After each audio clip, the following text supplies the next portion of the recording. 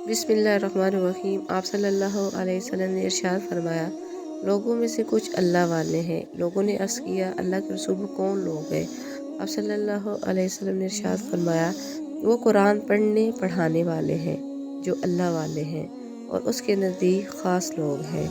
आप सल्लल्लाहु अलैहि वसल्लम ने इरशाद फरमाया, खुश हो जाओ जिसने 5 नमाज़ें पढ़ी और कबीरा गुनाहों से इज्तनाब किया, वो जन्नत के जिस दरवाज़े से दाखिल होना चाहे दाखिल हो जाए।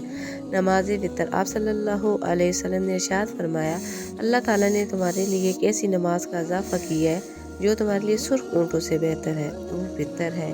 अल्लाह ने उसका वक्त तुम्हारे लिए नमाज इशा से लेकर फजर के तुलू होने तक रखा है।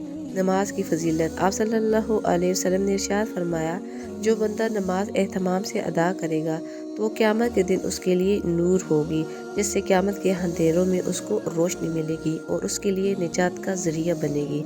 आप सल्लल्लाहु अलैहि वसल्लम ने इरशाद फरमाया, एक जूती पहनकर कोई न चले, या दोनों पहनकर चले या दोनों उतार दे।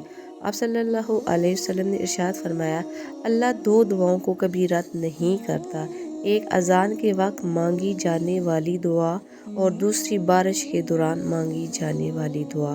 अल्लाह सुब्हान तआला हमें इन हदीस पर अमल करने की तौफीक दे। मज़ीद हदीस जानने के लिए हमारे दीनी चैनल से जुड़े रहें। लाइक और सब्सक्राइब करना ना भूलें। शुक्रिया।